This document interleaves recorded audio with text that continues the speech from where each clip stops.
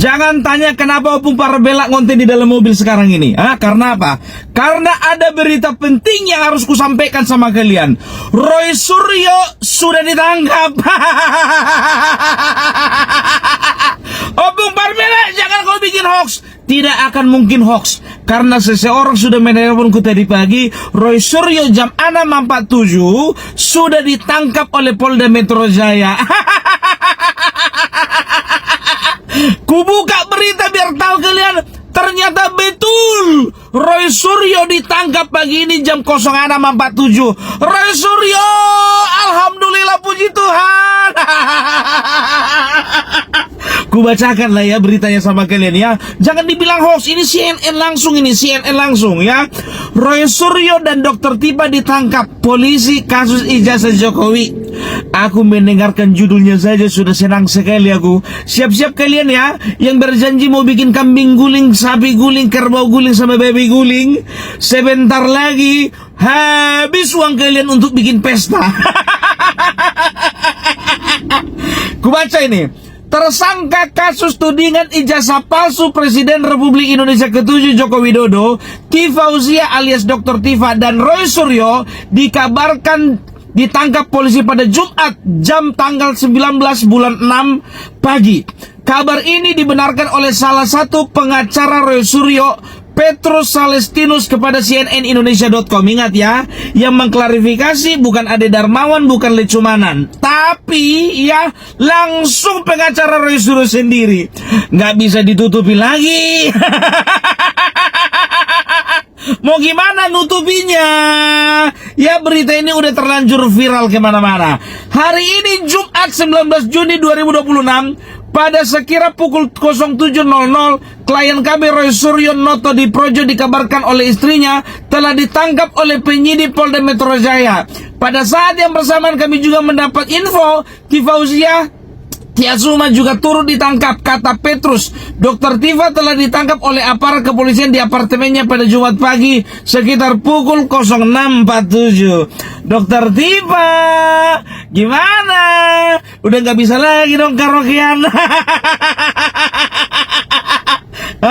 Padahal klien kami selama ini kooperatif, memenuhi panggilan penyidik, bahkan selalu melaksanakan wajib lapor, ujar dia. Kedua, jika tindakan dimaksud dalam rangka tahap 2 atau sebagaimana dikabarkan berkas sudah lengkap, maka tindakan tersebut bisa dilakukan dengan melahirkan surat panggilan, bukan dengan upaya paksa melalui proses penangkapan imbunya. Sementara itu, tim hukum Dr. Tifa Aziz Yanwar berkata kliennya dijemput polisi di apartemennya sekitar pukul 06.47. Iya benar, ditangkap.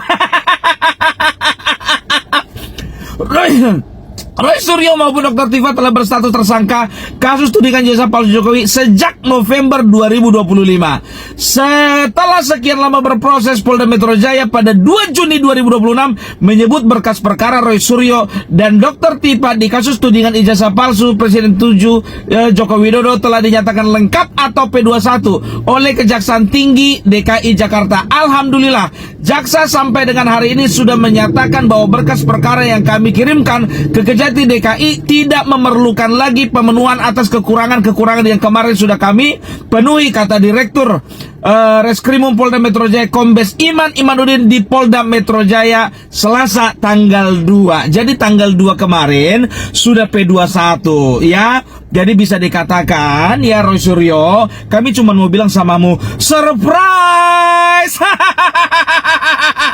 Akhirnya Bapak Joko Widodo tanggal 21 Juni bisa merayakan ulang tahun dengan meriah. Wah!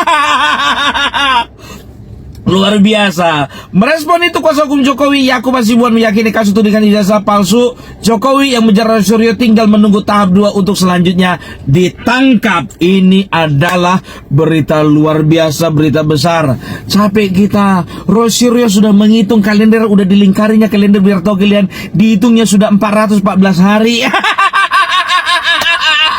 Roy Suryo kemarin dia padahal bukannya bilang apa loh, kemarin dia baru aja ngonten dia sama siapa namanya Abdul Gofur Sangaji ya kan, di kontennya Roy Suryo official dan Abdul Gofur Sangaji official ya.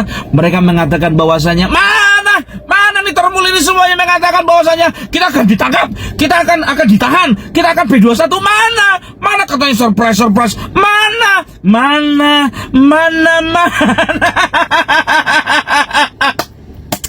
Ya, jadi itu makanya aku bilang ya, inilah kami selama ini mendesak kepada Kepolisian Republik Indonesia dan mendesak kepada Kejaksaan supaya dilakukan penahanan gitu ya. Dan akhirnya Polda Metro Jaya ya, akhirnya kepercayaan masyarakat kepada kalian bisa kembali lagi. Selamat untuk Polda Metro Jaya yang sudah melakukan penangkapan. Tapi katanya bukan Polda Metro Jaya yang melakukan penangkapan, Kejaksaan ya. Dan lucunya lagi, biar tahu kalian, lucunya lagi ya, Tifa minta izin pagi ini ya sebelum dibawa ke Polda Metro Jaya ya, sebelum ditahan ya, dia itu katanya minta izin dulu untuk ujian. Ya, minta ujian dia, dan dia masih sempat-sempatnya nulis di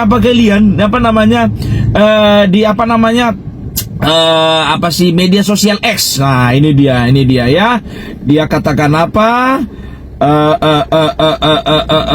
Sebentar. Ini dia ya. Nih, langsung media sosial X-nya si Tifa Fauzia. Tepat saat saya menghadapi ujian S3 hari ini, Jumat 19 Juni 2026, saya ditangkap Polda. Saya minta izin untuk ujian pagi ini pukul 08.00. Diizinkan dengan kawalan ketat. Mohon doa semua saudara sebangsa dan setanah air ya. Bla bla bla bla bla bla bla bla. Ujian dia dijaga ketat jam 8, sekarang jam 9. Kira-kira berapa jam lagi ke ujian Tifa? Biar kami tunggu. Ternyata Jumat ini adalah Jumat berkah. Jumat berkah luar biasa, ditetapkan hari Jumat. Kemarin itu kata Tifa kemarin itu ya, waktu kemarin mereka ditetapkan jadi tersangka, katanya ini adalah Jumat berkah, ini adalah hal yang istimewa, nggak masalah bagi kami, kan begitu. Nah sekarang kan ditahan, kan begitu. Nah kira-kira gimana Tifa, masih mau bilang ini Jumat berkah? Luar biasa. Tahu kalian, jujur aja pagi ini sebetulnya aku sedang menuju ke sekolah anakku, kan begitu. Aku kan harus konsentrasi sebetulnya kan, kira-kira bagaimana lah prestasi anakku di sekolah, kan begitu. Ternyata dengar berita ini, biar tahu kalian ya, setelah aku timbang-timbang, kayaknya lebih penting berita ini daripada ngambil rapor anakku.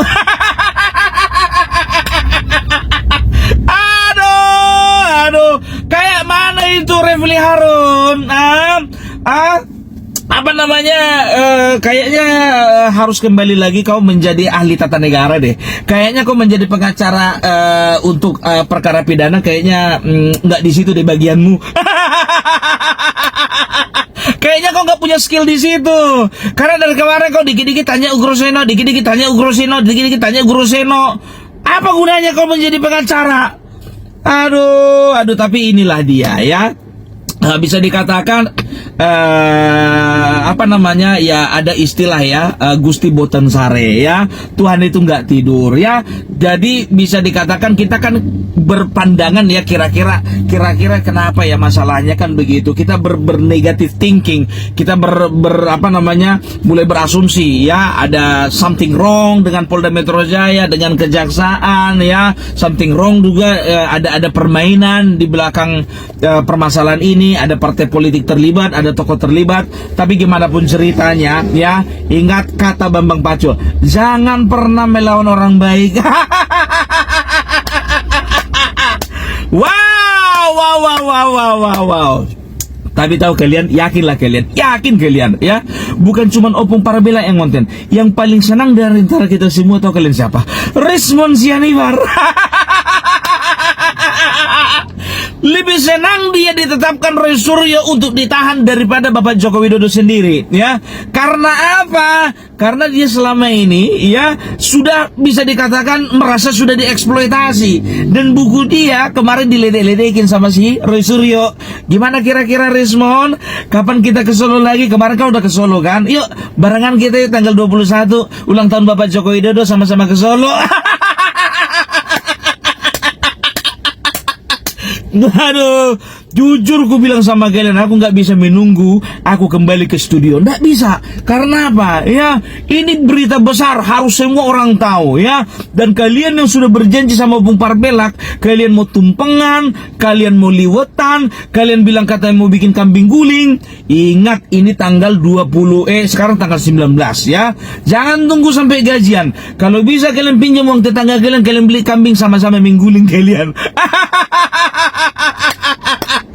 Terima kasih ya buat pelapor ya, mulai dari Bang Ade Darmawan dan juga pelapor-pelapor lainnya. Terima kasih juga buat yang selalu membela Bapak Joko Widodo, baik di media sosial ataupun di televisi, seperti ada Bang Andi Aswan ya, dan juga tokoh-tokoh lainnya ya. Begitu juga kuasa hukum Bang Firmanto Pangaribuan, setelah itu Bang Rifai, setelah itu ada aku Hasibuan, Bang Decumanan ya, Pradi Bersatu. Ini luar biasa, Pradi Bersatu ya.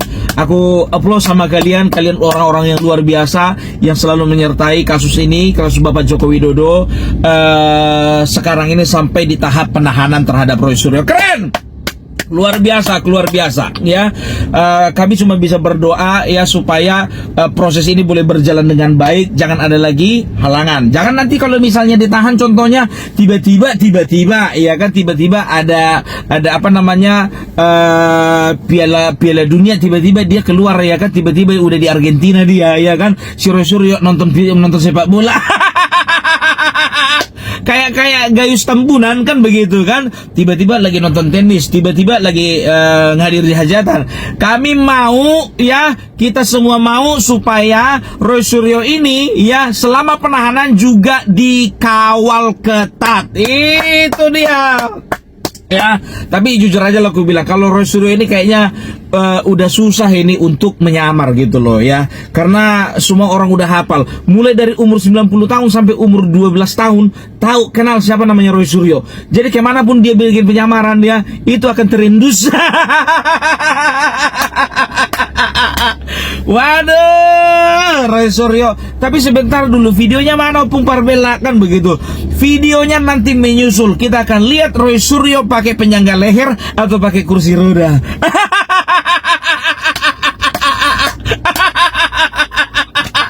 Si tiba lagi ujian, disempatkannya ujian.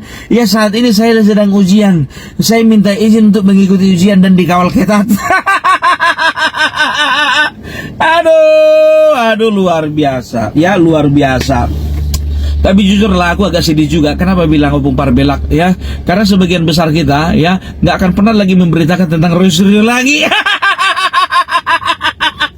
Kalian tengok sendiri ya, Opung Parbelak ya akhir-akhir ini jarang mengupload video tentang Roy Suryo melulu. Karena apa? Ya aku udah bilang sama kalian, Opung Parbelak nggak akan pernah fokus ngonten tentang Roy Suryo sebelum dilakukan penangkapan. Nah, sekarang sudah dilakukan penangkapan ya, kita akan lihat, kita akan simak, dan kita akan bahas ini di dalam 5 hari ini. Luar biasa, Opung Parbelak. Kau itu kenapa sih suka kali tertawa di atas penderitaan orang lain? Sebetulnya Roy Suryo itu sedang menciptakan penderitaannya sendiri gitu loh ya. Sekarang kan kita sudah bisa, ini bagi masyarakat ya, bagi masyarakat, walaupun belum sidang, ingat, walaupun belum sidang, ini sudah menunjukkan bahwasanya ijazah Bapak Joko Widodo 100% asli. Ya, karena apa? Ya, karena mereka ini dijadikan tersangka, dijadikan tahanan oleh karena apa? Oleh karena pencemaran nama baik, setelah itu tudingan palsu, setelah itu pemalsuan dokumen.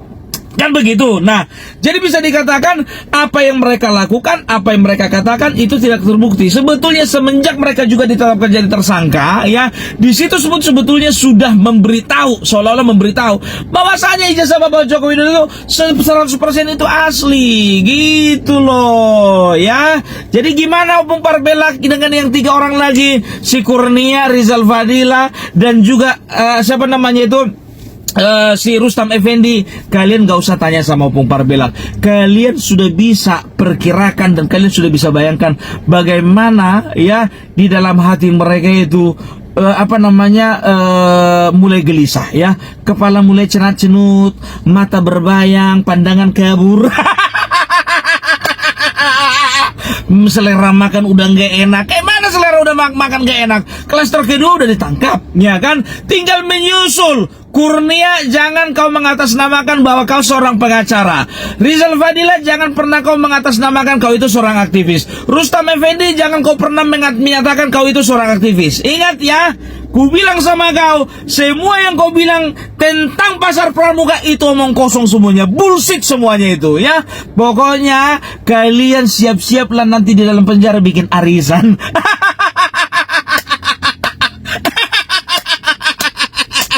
Bayangkan kalian, ya kan, 12 tahun kalian di dalam penjara, 1 tahun 12 bulan kali 12 ya, 144. Kalian bisa tiap bulan arisan, berarti kalian itu bisa bikin arisan sebanyak 144 kali arisan. Mantap itu. Ya, nggak usah besar-besaran lah, kecil-kecilan 100.000 aja 1 bulan. Waduh. Gimana Polda Metro Jaya? Tolong ya, kami titip Roy Suryo sama kalian, kami titip Tipa sama kalian ya, kami titip 3 tersangka lainnya sama kalian. Jangan pernah terjadi lari malam. Ya, karena ini hati-hati ya, ini sebelum mereka itu diumumkan di publik, mereka diperlihatkan mereka di dalam tahanan, kami belum puas. Tapi yakinlah kalian ya, pokoknya mulai dari sekarang ini jam 9:05 ya, jam 9:05 sampai ke depannya, berita tentang Roy Suryo ini akan booming, akan viral ya.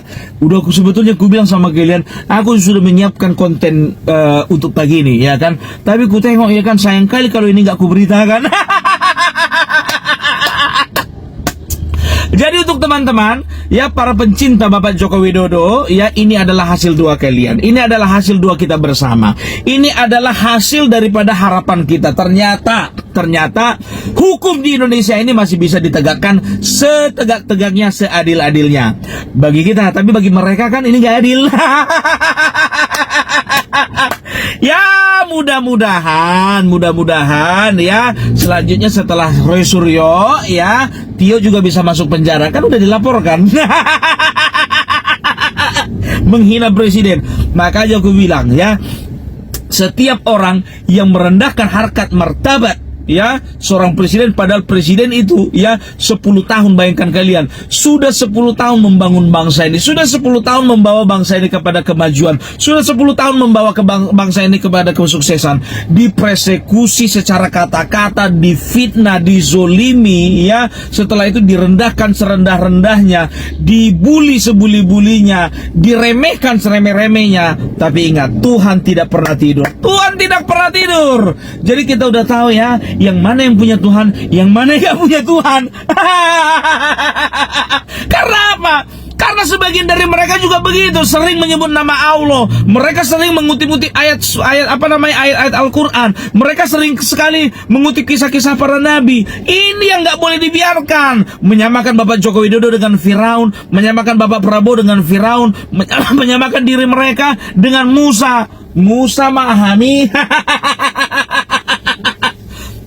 Ya, jadi itu dia ya.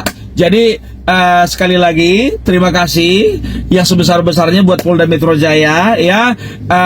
Aku nggak tahu ya apakah di dalamnya ini sedemikian alot, apa karena ada pro kontra dengan Bapak Joko Widodo, kurang tahu ya, atau pro kontra dengan Ugrosena, nggak tahu.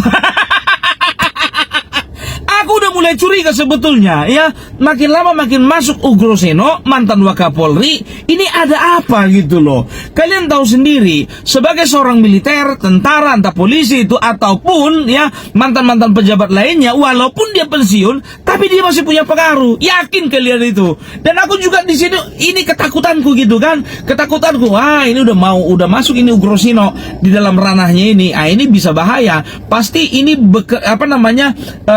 akan memberikan pengaruh, akan memberikan efek. Karena apa? Ya, kalau berbicara senioritas kadang-kadang menghilangkan objektivitas. Nah, itu dia. Itu yang aku takutkan. Tapi kayaknya ya mungkin ada ya, ada yang bisa ya, ini menurutku ada yang bisa dipengaruhi ya, tapi ada juga yang tidak bisa dipengaruhi ya.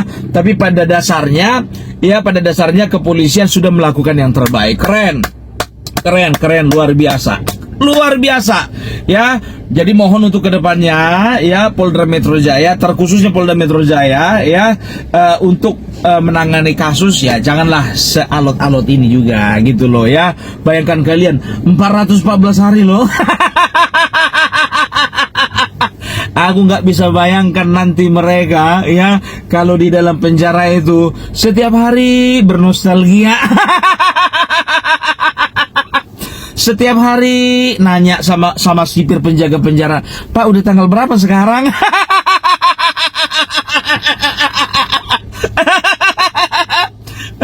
Ada lagi yang minta tolong sama sipir penjara, "Pak, bisa minta tolong pinjam teleponnya, mau telepon istri."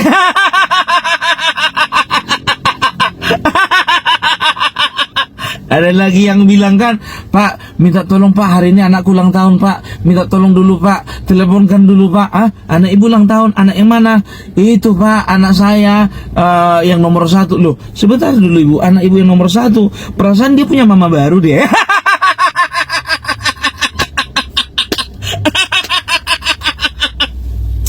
Mudah-mudahan nggak terjadi, mudah-mudahan ya.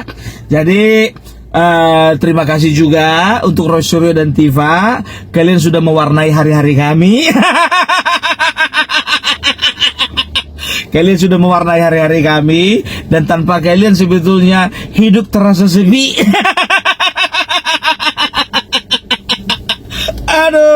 Aduh, makanya aku bilang sama kalian dari kemarin-kemarin, kapan lah Roy Suryo ini masuk penjara? Karena apa? Nggak mungkin lah nanti sampai 2028 ini ke penjara. Kenapa bilang ya? Kalau nggak di penjara ini bisa gawat ini. Karena apa? Nanti fokus kita pecah. Satu membahas Roy Suryo, satu membahas kampanye.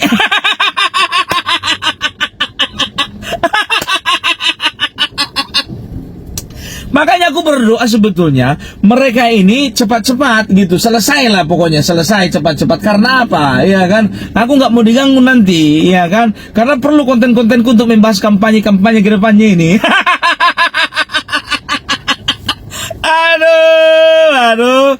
Ya, tapi kita lihat nanti. Rismond katanya kan akan jadi saksi. Kita lihat Rismond apakah akan membeberkan partai politik apa yang ada di belakang mereka, tokoh besar siapa yang ada di belakang mereka, siapa pendana-pendana mereka, kita akan lihat. Dan ku bilang sama kalian ya, berita ataupun juga konten-konten belum akan berakhir. Karena apa?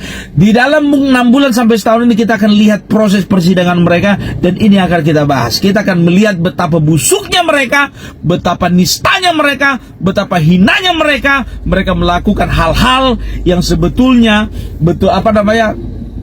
kebohongan-kebohongan itu mereka bungkus seolah-olah itu adalah kejujuran. Mereka bungkus dengan kata-kata demi rakyat, demi masyarakat. Ya, ternyata ya Tuhan sudah menunjukkan bahwasanya ya mereka ini ternyata hanya seonggok sampah. Mereka hanya sogok sampah. Karena apa? Ini kan perkara receh, perkara sampah gitu loh, yang sebetulnya kita secara logika pun juga nggak akan pernah bisa percaya. Orang kalau berpikiran sehat, otaknya sehat, cerdas, nggak akan pernah berpikir Bapak Jokowi itu ijazahnya palsu. Ya, itu dia dulu. Kalau berbicara pembuktian lain hal dulu. Ini kalau kita berbicara rasionalitas gitu. Aduh luar biasa ya. Jadi gitu dulu dari Opung Parbelak. Sekarang udah mau 9:30, nanti sekolah tutup, nanti nggak bisa lagi aku ngambil rapor anakku. Oke, jadi itu dari Opung Parbelak. Sampai ketemu lagi, dan kita akan bahas lagi mengenai berita Roy Suryo. Kalau kalian kepengen lihat contohnya dia bagaimana keadaannya, jangan tanya sama Parbelak. Kalian di Jakarta itu tolong kalian pada datang ke Polda Metro Jaya, kalian ambil foto di situ. Nggak akan ada lagi klarifikasi, nggak ada lagi podcast. Bagaimana nih Sentana TV sepi dong? Nggak ada objek, nggak ada proyek, nggak ada bikin film, nggak ada bikin podcast. Sentana TV kekurangan narasumber dong.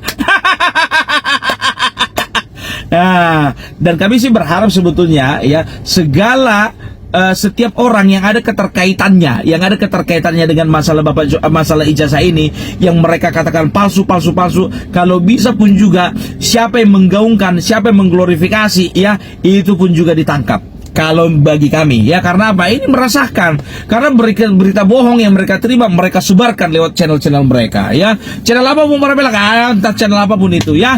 Karena apa? Masyarakat sudah terlalu diracuni dengan hal-hal seperti itu. Oke, itu dulu dari Pompar Belak. Sampai ketemu lagi. Salam NKRI, harga mati.